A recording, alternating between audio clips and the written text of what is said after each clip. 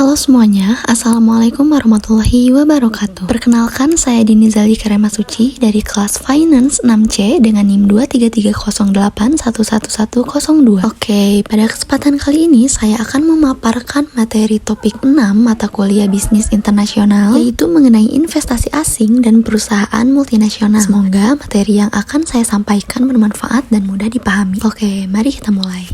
Sebelum masuk ke inti materi, kita lihat dulu peta materi yang akan kita bahas hari ini. Nah, di sini ada 5 pokok bahasan utama. Yang pertama, kita akan membahas pengertian investasi secara umum beserta jenis-jenisnya. Kedua, kita masuk ke investasi asing, khususnya FDI dan FPI, serta dampaknya bagi Indonesia. Ketiga, kita akan membahas apa itu perusahaan multinasional. Keempat, karakteristik atau ciri-ciri khas perusahaan multinasional. Dan terakhir, slide penutup berisi capaian pembelajaran dan referensi sumber. Oke, langsung kita mulai dari pokok pembahasan pertama.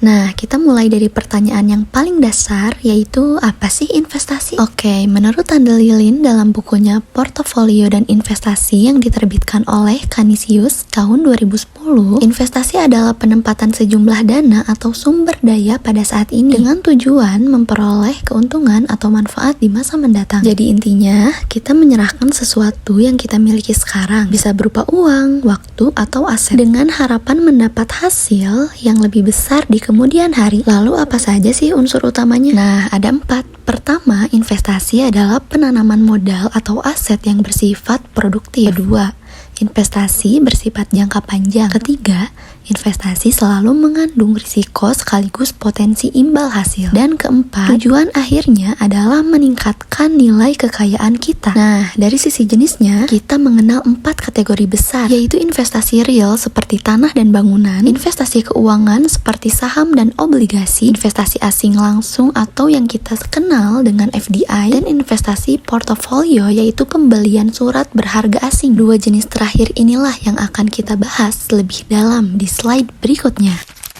Oke, sekarang kita masuk ke investasi asing. Menurut Krugman dan Obstfeld dalam buku International Economic tahun 2018, investasi asing adalah penanaman modal oleh pihak asing, bisa individu, perusahaan swasta, maupun pemerintah luar negeri di suatu negara tujuan dengan tujuan memperoleh keuntungan jangka panjang. Ada 2 bentuk utama investasi asing yang perlu kita pahami. Yang pertama adalah FDI atau Foreign Direct Investment, yaitu investasi langsung dalam kegiatan produksi nyata. Contohnya, ketika perusahaan Toyota dari Jepang membangun pabrik perakitan di Indonesia, itu adalah FDI. Ciri utamanya adalah investor asing memiliki kontrol atas manajemen dan operasional, bukan sekadar menaruh uang. Dampaknya bagi negara penerima sangat positif. Ada transfer teknologi, penciptaan lapangan kerja, dan masuknya devisa. Yang kedua adalah FPI atau Foreign Portfolio Investment, yaitu investasi dalam instrumen keuangan seperti membeli saham atau obligasi di bursa efek suatu negara tanpa keterlibatan dalam pengelolaan perusahaan. FPI lebih mudah keluar masuk atau dicabut sewaktu-waktu, sehingga dikenal juga sebagai hot money, yang bisa meningkatkan likuiditas pasar modal namun juga membawa risiko volatilitas yang lebih tinggi. Nah, setelah memahami bentuknya, sekarang kita bahas dampak investasi asing khususnya bagi Indonesia. Ini penting karena Indonesia adalah salah satu negara tujuan investasi asing terbesar di Asia Tenggara. Di sisi positifnya, investasi asing mendorong pertumbuhan ekonomi dan kenaikan PDB nasional. Selain itu, ada transfer teknologi dan inovasi dari negara maju ke Indonesia. Investasi asing juga menciptakan lapangan kerja baru bagi masyarakat, meningkatkan nilai ekspor dan penerimaan devisa negara, serta ikut memperkuat infrastruktur di daerah-daerah yang menjadi lokasi investasi. Namun, kita juga harus kritis dan melihat sisi negatifnya. Ada risiko ketergantungan berlebih pada modal asing. Keuntungan yang dihasilkan seringkali mengalir ke luar negeri dalam bentuk repatriasi profit. Investasi asing juga bisa menciptakan persaingan yang berat bagi industri lokal dan UMKM. Belum lagi potensi eksploitasi sumber daya alam yang berlebihan dan volatilitas yang tinggi terutama pada jenis FPI. Jadi, manfaat investasi asing perlu diimbangi dengan regulasi yang tepat dari pemerintah.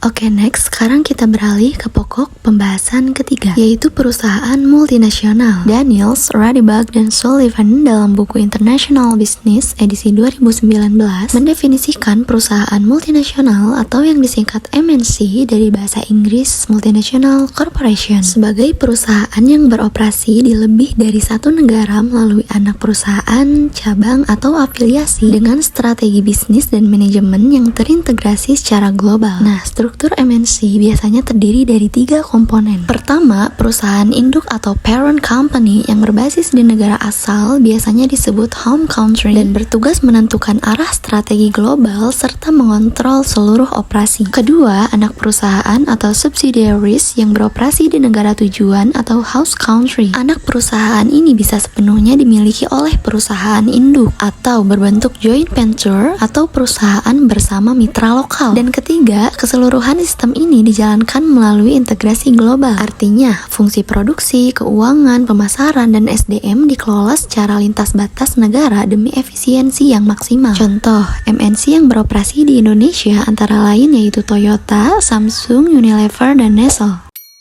Next, sekarang kita masuk ke karakteristik atau ciri-ciri utama perusahaan multinasional. Ada 6 karakteristik yang dikemukakan para ahli seperti Caves dalam bukunya Multinational Enterprise and Economic Analysis. Oke, kita bahas 3 terlebih dahulu. Nah, karakteristik pertama, beroperasi di banyak negara. Ini adalah ciri paling dasar. MNC secara definisi harus memiliki cabang atau anak perusahaan aktif di minimal 2 negara atau lebih. Inilah yang membedakan dari perusahaan biasa yang hanya beroperasi di satu negara. Karakteristik kedua, skala dan sumber daya yang sangat besar. MNC umumnya memiliki aset, pendapatan, dan jumlah karyawan dalam skala masif. Sebagai gambaran, pendapatan Apple Incorporated pada tahun 2023 mencapai angka yang melebihi produk domestik bruto sebagian besar negara berkembang di dunia. Ini menunjukkan betapa besarnya kekuatan ekonomi sebuah MNC. Next, karakteristik ketiga, strategi global yang terintegrasi. Keputusan-keputusan besar seperti di mana memproduksi, bagaimana memasarkan, dan bagaimana mengelola keuangan direncanakan secara terpusat di kantor pusat. Namun eksekusinya disesuaikan dengan kondisi lokal di masing-masing negara. Prinsip ini sering dirangkum dalam slogan Think Global, Act Local, berpikir global, bertindak lokal.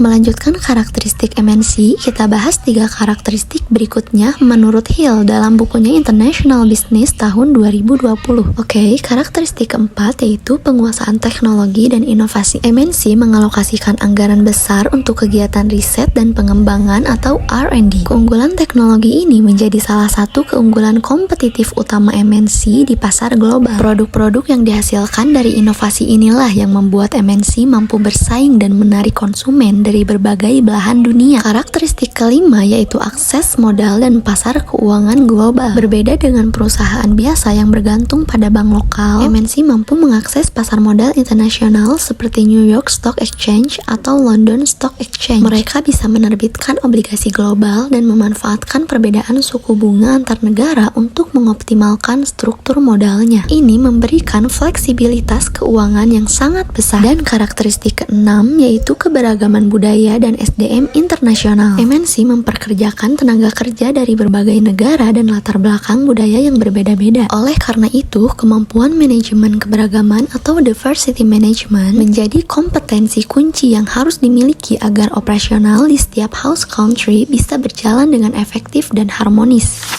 Oke teman-teman, kita sudah sampai di bagian akhir materi. Mari kita lihat kembali apa yang seharusnya kita capai setelah mempelajari topik ini. Sebagai penutup, saya ingin menekankan bahwa investasi asing dan perusahaan multinasional adalah 2 fenomena yang tidak bisa dipisahkan dari dinamika bisnis global saat ini. Keduanya membawa peluang besar, namun juga tantangan yang harus kita pahami secara kritis. Oke, di slide terakhir ini, saya cantumkan seluruh daftar referensi yang saya gunakan dalam menyusun materi ini. Semua bersumber dari buku-buku akademik terpercaya di bidang bisnis internasional dan investasi, serta data resmi dari BKPM atau Badan Koordinasi Penanaman Modal Republik Indonesia. Seluruh tautan atau link yang tertera bisa diakses secara online untuk teman-teman yang ingin membaca lebih lanjut. Terima kasih sudah menyimak video pembelajaran topik 6 ini. Wassalamualaikum warahmatullahi wabarakatuh.